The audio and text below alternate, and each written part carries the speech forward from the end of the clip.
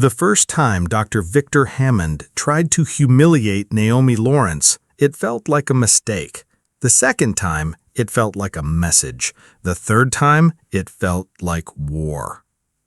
Westridge University's biochemistry lecture hall was packed that gray morning, the kind of sterile silence you could only get with money and reputation.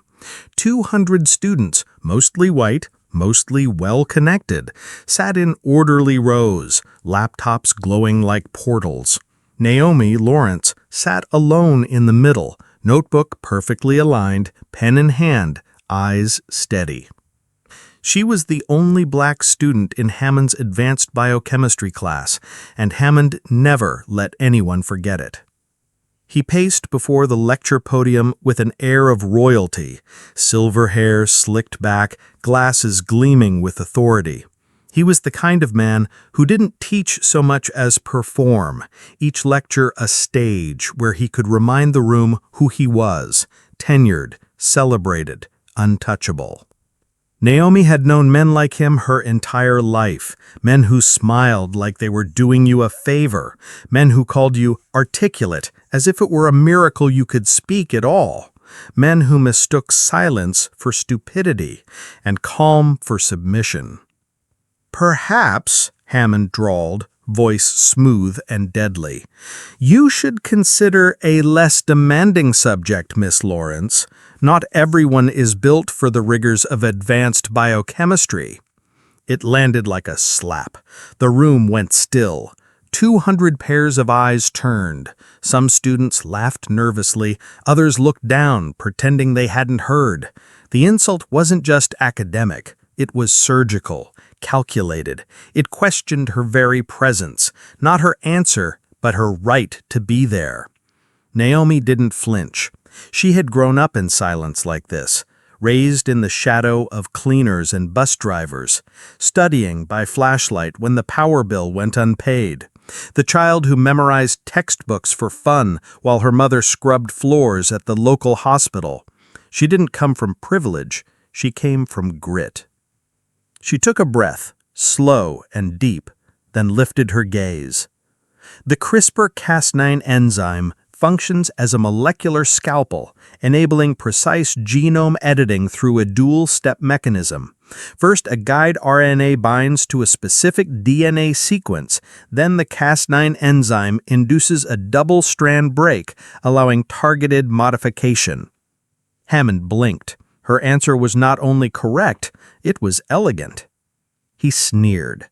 "Elementary, Miss Lawrence. Any first year would know that." Then he bared his teeth in a smile.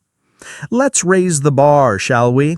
Explain the ethical implications of the Wong et al. Study on human embryo gene editing, published in Nature Biotechnology, Volume 87, page 384, if you're not too out of your depth."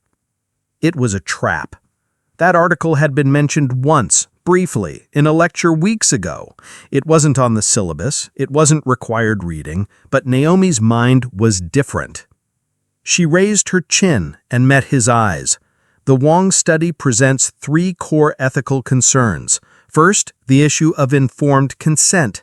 Embryos cannot provide it, and thus any modification is inherently unilateral. Second, it risks widening social inequality, creating genetic elites. Third, as noted explicitly on page 337, it sets a precedent for non-therapeutic enhancements that could fundamentally reshape human evolution. Hammond's smirk faded. And in the conclusion, Wong emphasizes the need for a global ethical framework balanced against the cost of delayed implementation, citing complementary work by Garcia and Patel. Specifically, that excessive caution may result in preventable human suffering. Now the room was dead silent. Students stared. Hammond's face paled. Naomi had just recited the article and its related studies verbatim. But it wasn't over. "Memorization," Hammond snapped, regaining his composure, "is not intelligence. Let's test your reasoning. Consider this. A remote community suffers from a rare genetic disease. The only cure involves experimentation on their children. They lack resources to fully understand the risks. Using Harrington's model of ethical responsibility, would you proceed? Another trap. There was no right answer, only an opportunity for him to shred her in front of everyone. But Naomi didn't hesitate. That's a false dichotomy, she said. Harrington's 2019 model emphasizes ethical plurality, not binary choices. The solution requires community education, formation of an ethical oversight board with community representation, and a staggered trial with informed, revocable consent. Hammond opened his mouth. Naomi didn't stop. Page 47, paragraph 2, she quoted. The greatest ethical failure is to assume that vulnerable populations are incapable of understanding risk when given time and tools. A murmur spread. Students began to type, to whisper, to look at her not with pity, but with awe. You're reducing a dilemma, Hammond began, his voice rising. Naomi interrupted, gently. With respect, Professor, I am quoting established doctrine. If this is a science class, we should treat it like one. Hammond slammed his palm on the lectern. Class dismissed. Gasps, shuffling papers.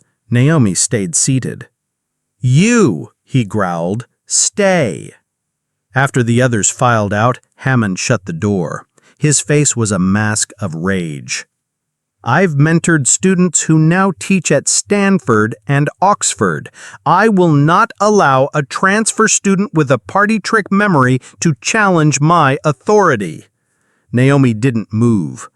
This isn't a game, he hissed. You were let in here on a scholarship, diversity optics. But let me be clear. I decide who passes in this room. I know how to make problems disappear. It was a threat. Naomi smiled, faintly. And I know how to remember every word you just said. She left without another sound. Outside, the sky was overcast. Her phone buzzed. A message from Zoe, a classmate. Come to Cafe Artemis. We need to talk. She went. Inside the cafe, Zoe sat with a curly-haired boy named Ryan, a journalism student, interning at the campus newspaper. He had recorded Hammond's tirade. You want to expose him? Zoe asked. Naomi's eyes were calm, but cold. I want to make it impossible for him to ever do this again. The plan formed in hours. They dug through Hammond's research, his published work, his funding history. Naomi, with her perfect memory, found contradictions, instances where he changed ethical stances based on corporate sponsors. Ryan dug up complaints from past students. Zoe found internal memos. Dr. Eliza Chun, a professor of ethics who had witnessed the earlier incident, quietly offered guidance. 1 week later, the stage was set. Hammond was holding an open lecture, an academic performance for the masses. The auditorium was packed, faculty, students, even the dean. Naomi sat in the front row. Hammond began, triumphant. Today we discuss the Hammond principle of ethical proportionality. Naomi raised her hand. Yes, Miss Lawrence, he said, already annoyed. How does that stance align, she asked sweetly, with the stance you took in the Journal of Bioethics 2018, page 142, where you wrote that socio-economic concerns should never override scientific advancement? A hush fell. I don't recall that statement, Hammond said stiffly. I do, Naomi replied. I can quote the entire paragraph. I've also cross-referenced it with 7 other articles where you directly contradicted yourself to secure grant funding. Gasps, whispers, phones recording. This is slander, Hammond snapped. No, Naomi said, standing, voice clear. This is scholarship. I've compiled 15 years of your ethical contradictions. I've also gathered evaluations where you consistently gave lower grades to minority and female students. The patterns are statistically significant. A door opened. 3 members of the university's ethics committee entered, led by Dean Blackwell. "Dr. Hammond, we need to speak," the dean said. Hammond turned, wild-eyed. "You don't know who you're dealing with." Naomi met his gaze. "Oh, I do, and I recorded every word." Ryan held up the recorder.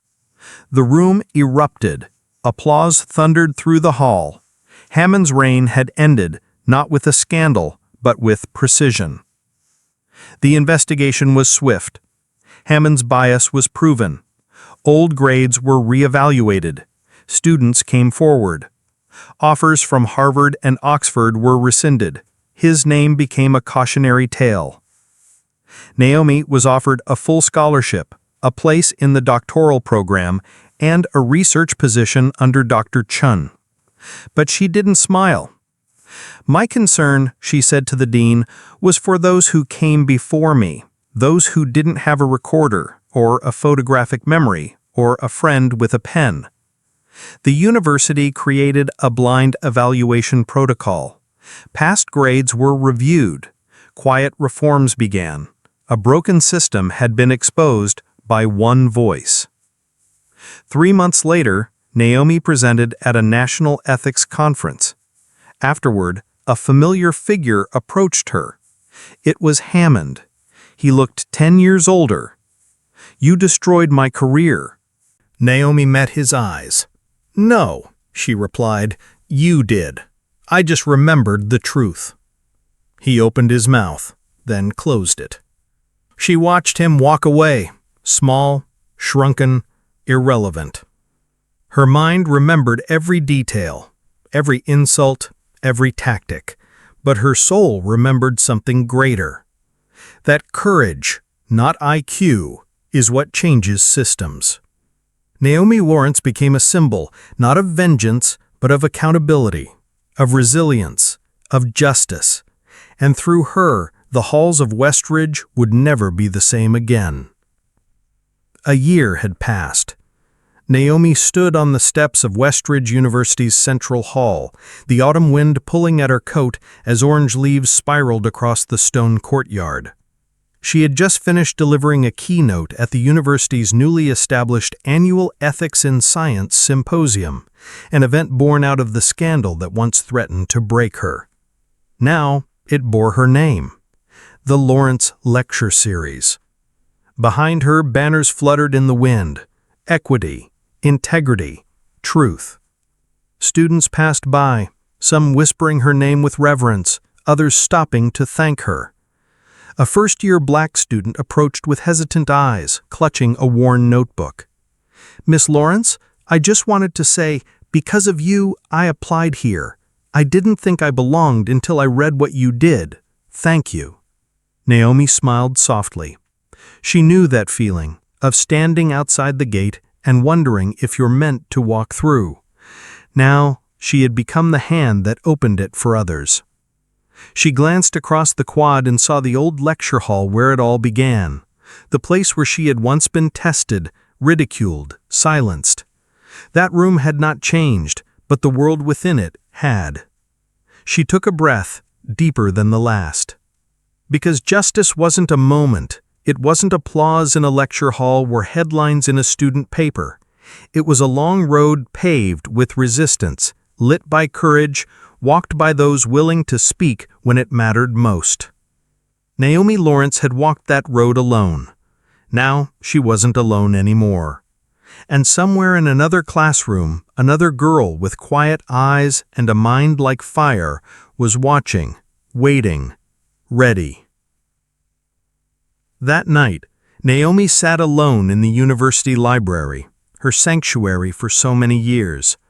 The long mahogany tables, the high-arched windows, the rows of aged textbooks, it all felt different now.